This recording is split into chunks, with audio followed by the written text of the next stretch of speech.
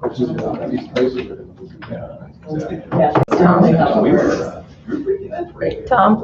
can we? I'm sorry.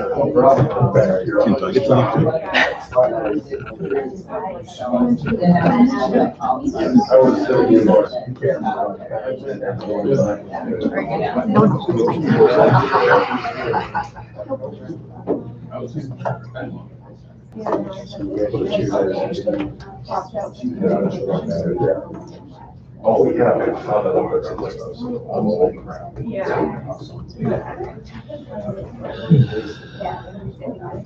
Yeah, I guess I haven't seen it. All right, let's roll here at 6:30. I pledge allegiance to the flag of the United States of America and to the republic for which it stands, one nation, under God, indivisible, with liberty and justice for all. Good evening, everyone. Thanks for coming. We will start with personal appearances. Any personal appearances? Have at it. Thanks for coming. Thank you. Go ahead. Take this off while I'm here. Again, I'm Justin Anderson. I'm the director of the Minot Area Council of the Arts. I just wanted to come and thank you once again for your contribution to Arts in the Parks this year and tell you a little bit about what happened. Obviously, it was a different year. It didn't all run as smoothly as expected. When I was here 6 months ago, I thought I was close to being done with the schedule, and boy, was I wrong. We canceled June concerts for safety reasons with the pandemic and decided to go ahead with our July concerts once they were able to start. And we condensed everything into 5 weeks in July, as opposed to doing Sundays and Thursdays with periodic Tuesdays. We did every Sunday, Tuesday, and Thursday from July 2nd until August 6th. So there was a total of 16 dates that we had for Arts in the Parks. We did unfortunately have 2 rainouts during that time. Fortunately, what we saw was that people were eager for this program.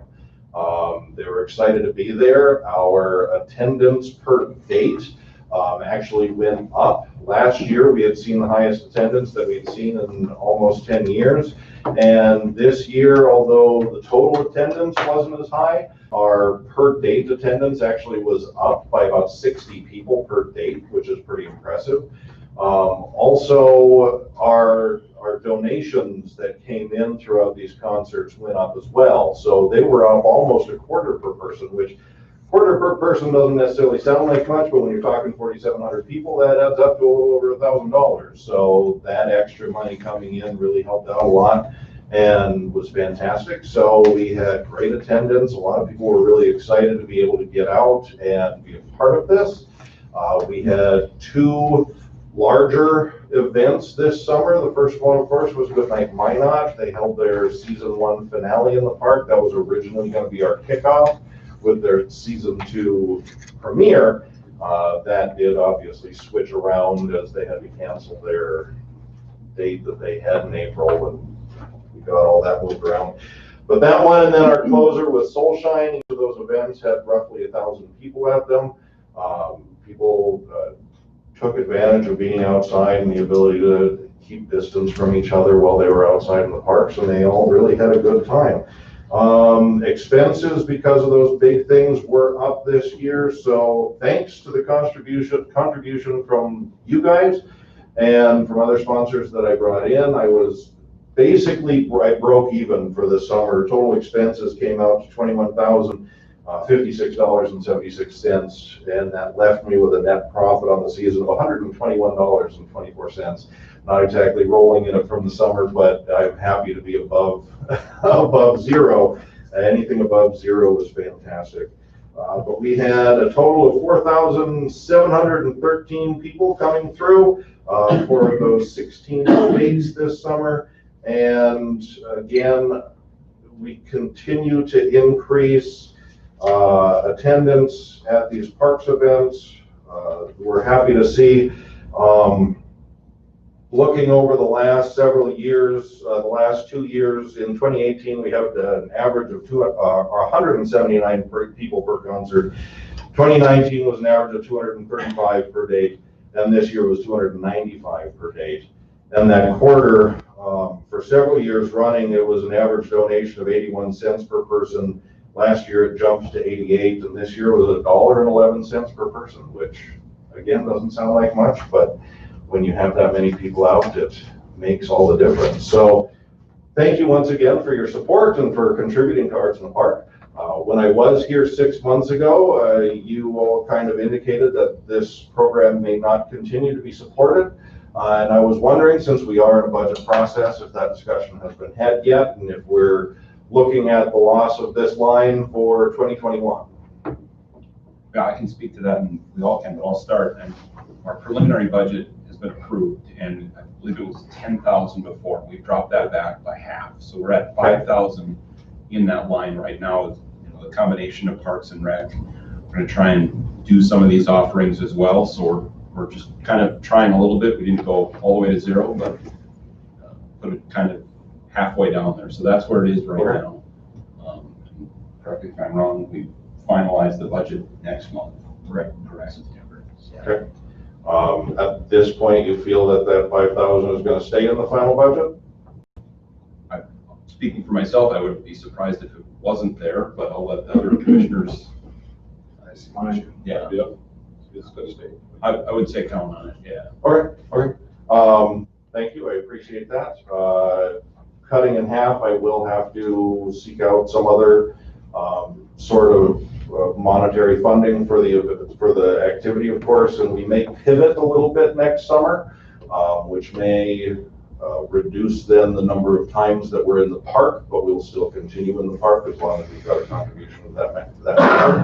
But we're looking at expanding and bringing in some downtown events as well. So sort of a city help. You guys, of course, will benefit from that with sales tax. Thank you. Thanks. Any other appearances? All right, let's roll on to meeting minutes from July. I move for approval of minutes for the July 21st park. Motion by Henry. Is there a second? Second. Smith. Any discussion? Any questions? All in favor? Aye. Aye. Opposed?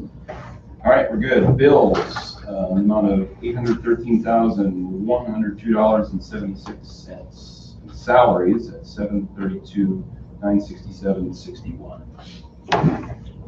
So move to pay the bills and the salaries. All right. Second. And Commissioner Emery, any discussion? Ellie? Schmidt? Yes. Emery? Yes. Kinsman? Yes. Olson? Yes. Brecca, if you want, we can move you up a little bit. Doesn't matter to me. Unless you're planning on taking in this whole show tonight. I'm good for everyone put me Well, here. let's move Brecca Kramer up, talking about the community survey results for Botany. Is that all right? Yeah, we went into I every. like to spring some stuff on people every now and then. Hey, all good. I Thanks for can coming. cover this kind of high level and quickly. Are you navigating? Okay, sounds good. I can multitask here for you guys. Oh, maybe not. We'll see. So thanks you guys for having me. I think that there's been a little bit of delay from the time that we actually conducted the market research to where we stand today. There was this thing called COVID that happened kind of right after all of this. So I'm glad to say that we conducted this survey earlier this year and really kind of will give you guys a highlight of the results and take you through it, and obviously answer any questions. Feel free to jump in at any time. Whoa, you guys have a very sensitive mouse here. Okay, so as far as with it, I'll just kind of cover the primary objectives. Really, since the combination of Parks and Rec, there hasn't been a market research study out in the community to really kind of gauge the awareness. So what we did is our primary objectives of the study were to measure awareness of the Park District's recreational programming, gauge the importance of various recreational programs to the public, identify the best communication methods for informing the residents of recreational programs, especially given the diverse offerings that you guys have, and then evaluate the need for any recreational programming. With this, I'll just give you a little bit of background. When we do a study like this, typically with any kind of market research, you want to be in a margin of error of 4 to 8%.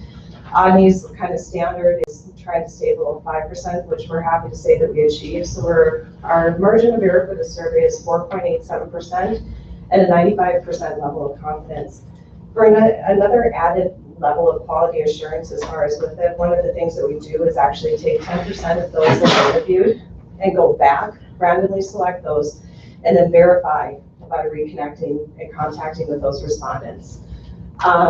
With the kind of giving you guys a little bit of the lay of the land on how this was covered, we did survey over 400, a total of 400 participants. I think when we originally provided a proposal, we were looking at 375. It would have bumped the margin of error up a little bit. But given the great response to the participants, we were able to achieve the full 400 that we typically recommend in this market, which is great to see. We did do a combination of landline and cell phones, and the split was pretty close to 50-50. The reason it's not a 0.5% of a person, sometimes we don't ask as far as if it's male or female, so if it's unknown, it kind of gets put into a bucket. The other side of it is 30% of those that were surveyed had children in the household, and nearly 50% of them had a household member who had participated in a park district program. So I'll get into kind of the facts now. So with that, once we took and found out who had participated in a program, what we did is we asked some open-ended questions. And really, for the most part, what we did here is asked programs that they most commonly participated in.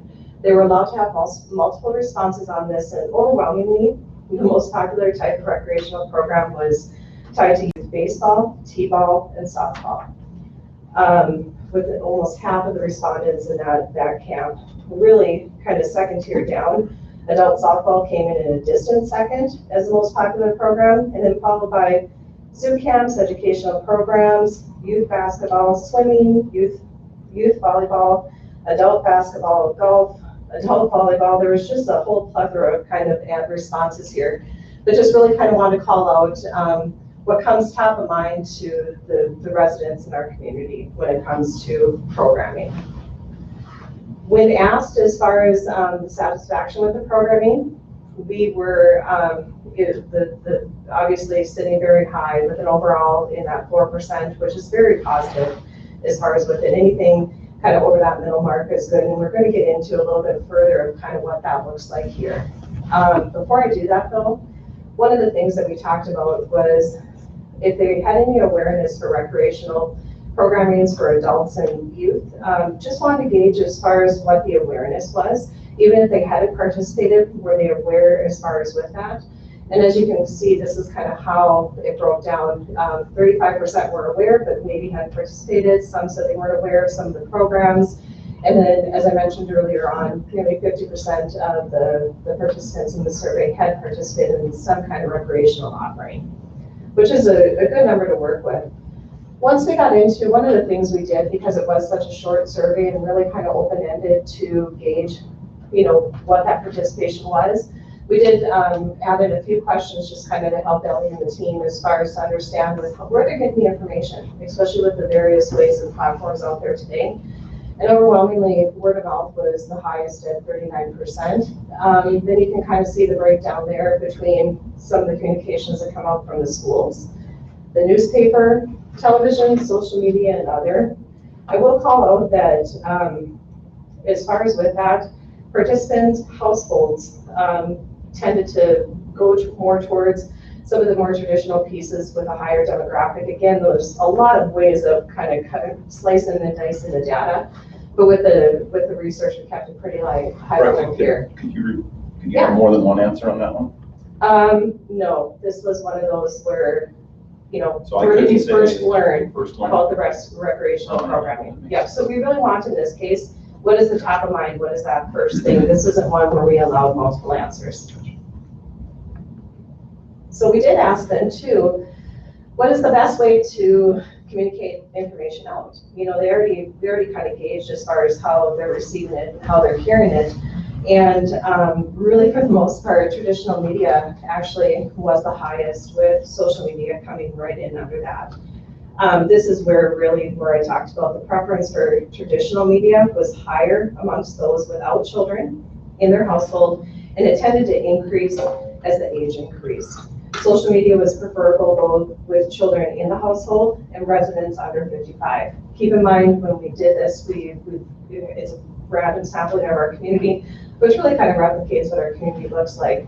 So that just kind of gives a little bit more context between those first couple of ones. It makes a lot of sense too. I mean, it's pretty straightforward and nothing surprising there. This is really kind of though where we get into some of the rankers. So what we did here is using a scale of 1 to 5, with 1 meaning not important at all, and 5 meaning very important. Residents were asked to rate the overall importance of the different types of recreational programming. When we do this, we mix the order up and we do it in different ways so we don't get that kind of fatigue as far as with research, and the top one isn't always, you know, kind of, yep, we like that, and then you start to get that fatigue. So it is randomized throughout. Keep in mind, the first time we asked this, it was unaided. It was just an open-ended question like, okay, what are kind of recreational things you participated in? This one is where we really get into the importance of the programming. And overwhelmingly, you guys, this is a huge compliment to you, but really all of the programs fared well. Overall, the youth programs are rated being more important than those for adults, just as a heads up. Youth tended to kind of carry the theme throughout all this. But again, youth t-ball, baseball, and softball were very high level of importance. The zoo camps and educational programs came in next. And then you can see kind of the breakdown with youth basketball, the fitness, volleyball, tennis, arts, and adult softball. As I mentioned, some of the adult programming came in a little bit lower ranked as far as it, but still anything close to that 4 is still very favorable overall. Then we did ask, and this is where I'm not going to be able to give you a lot of data.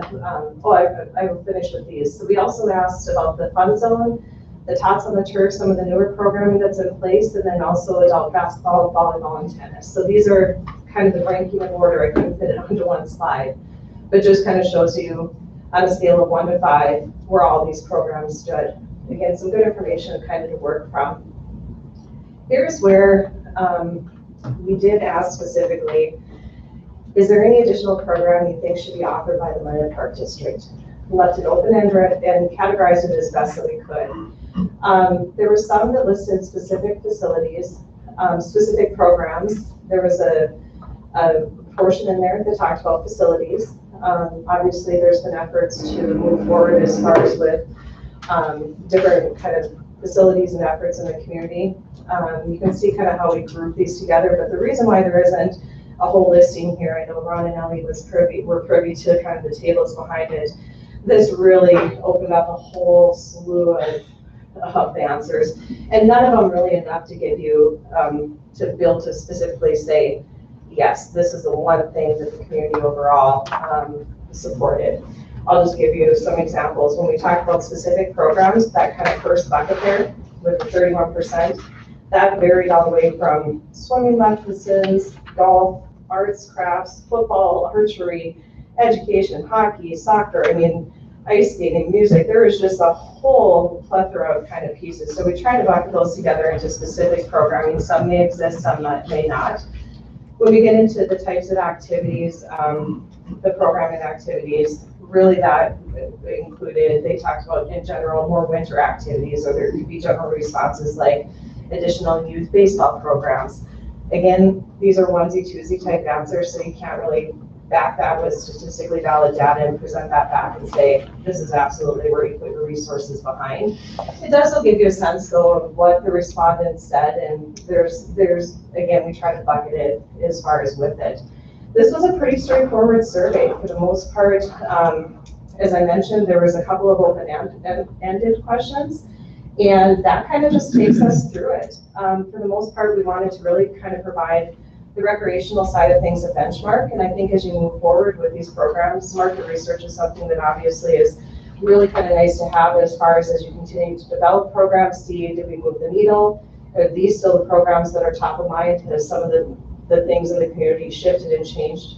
You can look at research, every 2 to 3 years and kind of use that as a benchmark. But this will give you a good starting point for that, and I'll kind of pause there and answer any questions you may have. Questions for Rebecca?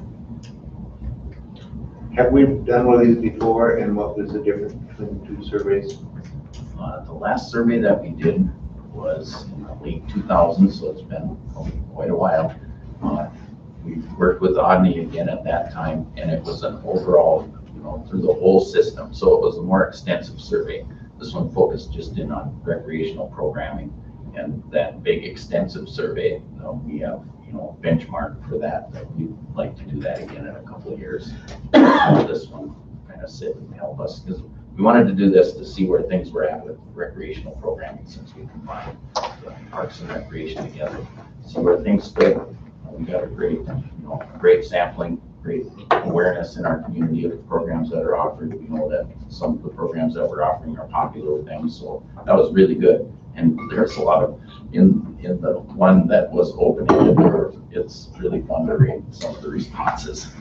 We've got the whole survey with all of the whole bulky survey that we can share with you guys if you want. Yeah, we have the tables and all the data to back it. So yeah, there hasn't been, from a park district standpoint, Ron, you're spot on. I think it was late 2000s when the last kind of full system market research. Typically with a project like this, we would have asked some more general like favorability questions regarding, favorability of the park district. The reason why we didn't in this one was, number one, it kept it in a tight budget with tightening up this, but we keep in mind we're also rolling off with a one brand research that took place in December. And with that research that took place in December, there were actually some specific call-outs to the parks that happened with there. The park district was rated very high from a favorability standpoint, from a standpoint of where, things that are important to our community. That was a more extensive, overall community research project. So we didn't actually include or spend dollars to ask those questions here, because we were just rolling off of that one brand research project that actually had some great highlights and takeaways for the parks, unaided. You got a lot of good data out of that, just high level understanding of really the parks ranked very high in our community overall, and the favorability was very high and support for the programming. So we left kind of those type of pieces out on this one. It was specific to the recreational side. So we can roll forward in a couple of years and we want to recreate that again. But Yeah. And maybe just a timeline too, just so you guys know, obviously this has been a wonky year with a lot of things happening. So for the most part, just so you know, the surveys were actually conducted between January 28th and February 3rd. So it was right at the beginning of the year, and good timing really for the most part to have this out there. And obviously in the current conditions, we know the importance of the program you guys offer to the community. So like to Was just. the age asked? Was that, yeah, okay. Yep. Yeah, so as far as with it, I kind of gave you the male-female breakdown, but as far as with it, we did have a good kind of split. There was 24% that were under the age of 35. We had 37% that was between 35 and 54, and 30% 55 and older. And so it kind of actually aligns with the community makeup as well. In a random sampling, you don't know if you're going to get that, but it does align there nicely. Was the traditional way of reaching out, was that the higher? Absolutely. Okay. On that. Yeah, yeah. More Anyone that was, if they didn't have children or were over 55, that tended to be where you have to still keep in mind about 30% of those respondents would have answered in that way. Where social media really kind of shined was anyone with children at home and below the 55 demographic. Again, there's a lot of ways to kind of slice and dice research, so I just gave you a high level, but yeah, you're spot on with that. Excellent. Any other questions? Thank you very much. Yeah, I really appreciate absolutely. it. Thanks for coming tonight. Yeah, no problem, you guys. Thank you. Sure. All right, we'll keep rolling. Welcome back there, Cal. Thank you. Anything to report on financials? Nothing. Yeah, we did both. Right. Sorry. Nothing big to report? We have a lot more money now that you're back? or- Yeah, it's gonna be a lot better. We didn't bring it back. Well, good to have you back. Department reports. Mr. Olson. Board President, Commissioners, nothing really to add to my report. Bit of information, again, I'm sure you saw that Hammond Court resurfacing was finished. I had to sit over a weekend and cure the And we were busy on that Monday morning that it opened, and we got a lot of good feedback. But then you see that, and then the list starts of the other courts that need to be redone. And I think the tennis community is very happy with how they turned out. So they look fantastic. If you haven't been see them yet, take a drive, and they'll definitely pop out at you. The only other thing is just we did an administration or copier is up for renewal or a different company. So we put on our queue, open that on the 13th. Information is there. We had 4 companies put in quotes. Right now, it appears that Digital Office Center, they have an office in 20th Avenue Mall. Right now for the Xerox C8135 for a cost of $194.45, which did meet all the specs that we put out, which all of them did. That is the lowest monthly cost to us. So unless something changes, that is the one we would be going with in October. Do you want a motion to that? Ready to roll with it? Right? I would think that we would go with Digital Office Center, Xerox, 194.45. Commissioner Avery. A second? Second. Schmidt? Questions? Who are we with now? The Liberty Business Systems out of Fargo, and they actually quoted the same copier, but came in a little over $48 higher. So right now we're with the Fargo Group, and this is going to be coming to a line item. Yes, they have an office here. It'll be through, obviously, Xerox Corporate is with the contract, but we'll have an office here. Any other questions? Right, call the roll. Schmidt, Yes. Emery, Yes. Hitzman. Yes. Olson. Yes. I guess I would answer any questions off my report at this time. Thanks. Of course, Mr. Katsy. Nothing to add to my report. Questions for Steve? How the goose shooting go today? 48 and a half. You only found half of one, or how does that work? I don't think we care about the 48, but what happened to that? I got into the weeds. Say something. Let's round up. Perhaps going to do it again, right? That's kind of, maybe Next month. September, October. right. Greens, Mr. Chris. Nothing to add to my report other than golf course is in great shape over all the tournaments we had for August. We are looking really good out there. So if you have any questions, I'll be happy to answer. Questions? Plus the Wee Links looking. So the Wee Links is coming along really nice. So See it last week, it was looking good. yep. All right, let's go to the zoo. Ms. Dewitt's. Been busy, so we've had a lot of good attendance and great weather and turning out for some good financial reports. So we have our penguin project happening right now with pool liner. We have patched that pool, I don't even know how many times with the maintenance department. So they found what they thought would be 4 hours of sandblasting is 2 full days. So the paint was off a bit, but coming along nicely.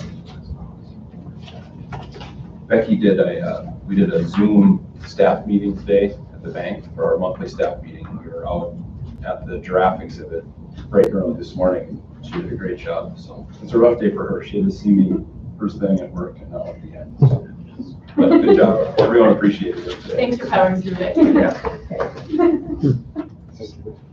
Thanks. Mesa. Just 2 updates to my report. Kill another tree. Sorry, Brian. As I told you last meeting, the schedule's probably going to change, and it has, so that's behind the document there. So I handed out here, the first copy is just an update to you guys in the community. Have any questions or people bring up what's going on with our main user groups? I have kind of just what I know as of yesterday. just for your information. So Toro's season got moved back to October 9th and 10th, and then those 3 weeks are going to move back into late March and April, and then playoffs got pushed back to April and to May. As of right now, the USHL playoff announced they're going to start November 1st, so I don't know if that's going to trickle down into the North American Hockey League changing their dates, but this is as of yesterday from the groups. Toros are looking at planning to do section 101 and 102 in the rink, which is the one closest to my office, down by the exam room, as a social distancing section. So they're going to have every other row sectioned off for their games right now. And they know that feels that they needed some space from the crowds to have that section. Other than that, that's the only thing that they have right now. Players are going to be reporting September 11th as of right now. And North American Hockey has no other guidelines to come down the pipeline. Minot State men is not part of the athletic department, so they have a little more freedom right now. Coach Wade said they're going to have captain's practices in September, so we'll have ice rentals from them. They're going to start their official practice on October 5th. They canceled a handful of games, moved a couple in the spring, and right now the ACHA for the men's side has not come down with anything yet as of yesterday. And right now they have only 5 home games from late October until the break for December. Usually they have about 12 to 15. So, but some of those have got moved. The women are, they actually had a captain's practice today. They are part of the athletic department, so they're waiting for athletic director Carter to make a decision on what's going on with athletes and their sort of thing. But as of right now, they can do captain's practices. And they have a few more games that are still on the schedule. I see Michigan State's on there, but I just had a USA conference call, and Michigan still does not have their ability to have rinks open, so I don't know if they're going to come here without any ice time at all and play or what's going on. But as of right now, they're still on the schedule. And so they have about 6 games, plus the 8th, it'll be from mid-October until they break for December. As of right now, they're still on the schedule. Again, the women's ACHA still hasn't come down with any restrictions that I know of. And they're kind of going to start sometime in early to mid-September as a team, unless the athletic director tells them differently. High school boys and girls, that's still far enough down the road, but as you probably heard, right now, a lot of the school districts have implemented fan policies, giving each athlete so many tickets for home families, and then away teams get so many tickets. The general public can't come in, so I don't know if this continues, if that's going to break into the winter sports, but it's too early right now, so I didn't include the second half of the calendar when high school starts, because a lot can change, good or bad. We've got Brian today, North Dakota Amateur Hockey has their meeting September 12th, and we'll learn a lot more. They're going to do league only and state only play. Canada still has the border closed, so they're not sure on their tournaments. If Canada can't come, they're talking about trying to use the 4 big cities and host jamborees and get as many teams into one location to play as many games as possible. Of course, we would love to have as many of those as possible, so we'll work with Brian on that. And talking to the bar right now, there are no variants from their normal schedule. And everything. So I just want to give you an update. So if you have any questions or people are know what's going on since we're getting into the winter season, that's what I know from each of the groups at this time. And then I just left you a updated copy. Ryan let me use his copy machine, so this is coming out of my ink budget, Jared. We thank Brian. Yep. So that is a lot different than the one I gave you last month. But I'll keep you guys posted on that. And then last update, I try and be as good of an employee as I can, but I can't beat Mother Nature. So it's been a battle, but I'm happy to report that we did get the US rink going again for a second time. They got enough ice on now.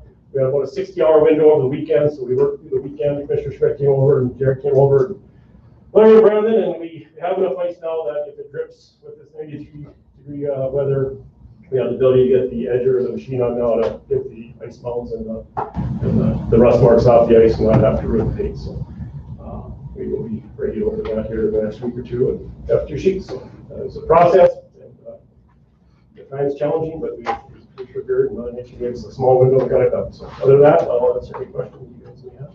So are your dehumidifiers not working fixed, or is it just that it's more than? It's, well, I'm not going to say the individual's name of the company, but we have a local person here that's bailed us out, and our new go-to person. He got the West rink fixed and saved us $4,000 from having the company come from Michigan, which was a 5-minute fix. And right now, he's just saying with the heat of the wall where it's at, that sun beating down on it, A, B, we don't have a lot of airflow in there like the fence rink. I can turn the air conditioner on to get some airflow. And then also just with the dew points and the humidity that we've been having, it just can't keep up with certain levels. And this weekend, we didn't have the humidity and dew points, didn't have nearly the dripping and the condensation, so we're able to do that. So I see it's going to be in a week from Thursday in the 70s. So we're back to where we should be, it'd be good, but, the Pepsi rink, he came over and we had that running for 10 days, it quit again, he came over, got some, new electrodes put on there and it's running great. And the Eckering, I know you said there was something with. And he's coming over next week to get that one going, because Simcoe knew that they had some parts they had to put in and then COVID hit, so they couldn't come down, so. I am fully confident he'll do the magic on that one as well, so.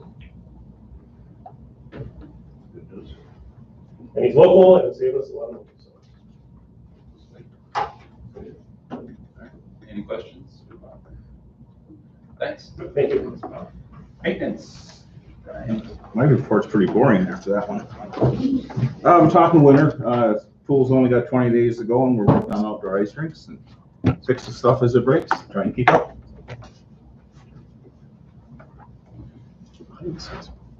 Cool it on the ice rinks. Though. Cool down, yeah, it's nice to cool out. Don't use that winter. Like Bob, I appreciate you wanting to be in the 70s. Oh, that's nice. I love this. Oh, it's nice right now. Come on in, it's great. Any questions for Brian? All right, Shannon, horticulture. I don't have anything to add to my report, so I'd be happy to answer any questions if you had any. All right, thanks. Forestry, Brian. We're busy, that's about, I don't have that in my report, it's been a crazy summer. Questions for Brian? All right, Kelly? I don't have much to add. The biggest thing on my plate right now is a couple grants that are due on September 1st. We can do that down on new business. And other than that, our parks have just been absolutely crazy. And not only with our events, but I know the month of September, we don't have a free weekend at the amphitheater in Oak Park. So, and everyone in the audience knows it's just been organized chaos a little bit some days, but it's been good. So I know the activity is probably not going to slow down until that winter word that Brian talked about hits. So, yeah, other than that, like I said, the grants we can talk about new business. Any questions for Ellie right now? All right, Scott? Just a couple things to add to my report. I took part in that active shooter up at the airport yesterday morning. So I talked to the police department today and we're looking at possibly doing some training in they recommended maybe starting at Mesa and kind of going to the facilities as that goes. Then I got end of the day today, I got a email from the state softball office just to give you an idea of how North Dakota and South Dakota have done well during this COVID stuff. The 25% of all the JO nationals, which is Junior Olympic Nationals, did not happen this year. Adult registration were down 73% overall nationwide. The individual JO was down 39%, the JO team was down 54%. So when you look at our numbers compared to everybody else, every state tournament in North Dakota, it's JO and adult played this year. And that includes South Dakota. I mean, they did the same thing as we did. So where we're at in the country is a pretty good deal. We've USA Softball nationwide is down about $800,000 this year, and they've lost about 5 to 7 staff members. So just give you a heads up on the way the numbers are, the trending throughout the nation, I guess. So is there a concern that a lot of those players won't come back? They'll come back. Yeah. Well, that's an officiating concern. You may have officials or umpires that said they're down 46% too over nationwide. So yeah. That's all I have. Questions for Scott? Thanks. Tom? Just a correction on the bleachers to Shields. That was this past weekend, and it's not that extended out to the 23rd. And Imagicon starts their move-in tomorrow, and then that runs through the weekend. We did have a state tournament on August 1st and 2nd, and we did have 24 teams, which was down about 4 teams is all. We're usually right around 28 or so. Any questions for Tom? All right, thanks. Ann? I guess I just wanted to point out one thing about being in the schools this fall and winter. At the time I wrote this, I put in there that we weren't allowed in between there and now. I thought we were going to be allowed back in there, but we are not. So not even like Bel Air kids will be able to practice at Bel Air to play in our programs. So it is going to be our responsibility to get the information out, take individual registrations, put teams together, schedule practices, make sure we have coaches, and run the league, which we will do. It just adds a whole nother tier to what we normally do. Normally, we send the information to the schools, they put their teams together by school, find a coach from the school, give it back to us, and then we put the leagues together. So now we will be doing all those pieces. I think this fall, it is not as much of an issue because we don't have adult basketball. We just have adult volleyball and youth volleyball. So there's a little bit more space in the gyms that we can work around. But if this continues this winter, then when we have adult volleyball, adult basketball, my whole winter adult volleyball program is not played at the auditorium normally. So we're just, all our programs that we play around the city at the schools, it's going to be an issue for us. So we either have to find other schools to play in outside of Minot Public Schools, which we're working on, and other schools seem very receptive to it. Or we're going to have to put it all in the auditorium somehow. And we're going to be playing from morning to night every day pretty much. So that was going to be my question, because I think Minot Public is, however you want to say it, they're more aggressive in their decisions that they're making right now compared to Bishop Ryan. I don't know Ned Rose, but you've talked to like Ned Rose and Bishop Ryan? I have talked to South Prairie. Okay. And I believe we've made contact. I haven't personally with Ned Rose. I kind of got this final word today. So now I'm going to reach out more aggressively to these other schools. We normally play at Bishop Ryan, some of our winter adult volleyball. And some of this stuff could change before the winter. Right now we're just dealing with the fall, which I think we can make work. It's going to be different. I'm a little bit scared of, I think the kids who, have the rides and whose parents take them all over, we're going to get those kids. The kids that are going to suffer from this are the kids that walked to practice at their own school that, maybe don't have a ride that can do it because it's in the neighborhood and can find a ride for the games, but maybe not the practices. I just fear we're going to lose those type of kids, like the neighborhood kids. We'll get the other kids, but I see our numbers going down, but I see us losing those type of kids, which is, sad, I guess. There's gonna be a lot of kids that aren't able to participate because of this, absolutely. Yeah. And that's really sad.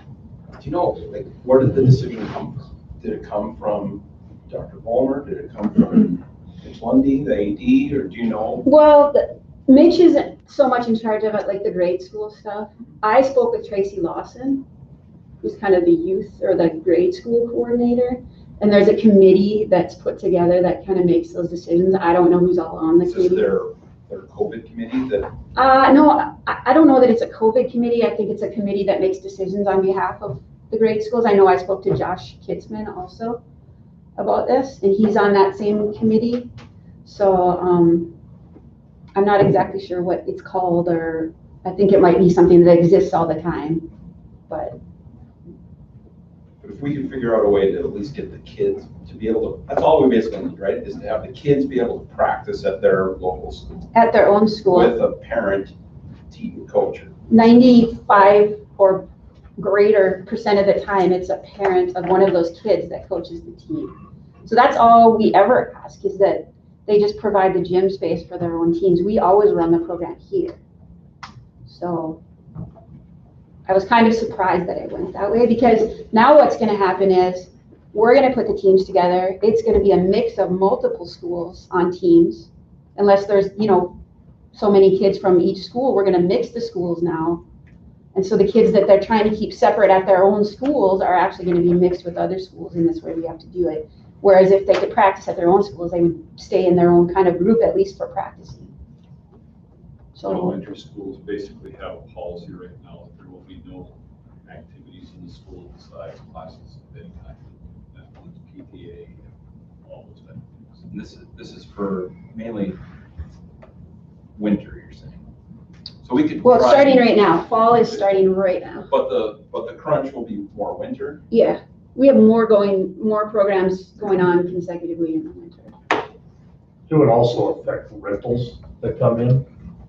So we have all our programs. That means some of the other basketball games or volleyball games would not be able to fit in our facility if we are jammed with our own programs. So there'll be a little ripple effect in that also. And depending on if we get those outside schools or not, we might not be able to put the wood basketball floor in all the time because in order to play volleyball in the 3 courts, we can't have the wood floor in. So it's gonna affect a lot of different things, just depending on how it all goes, so. Any other questions, Graham?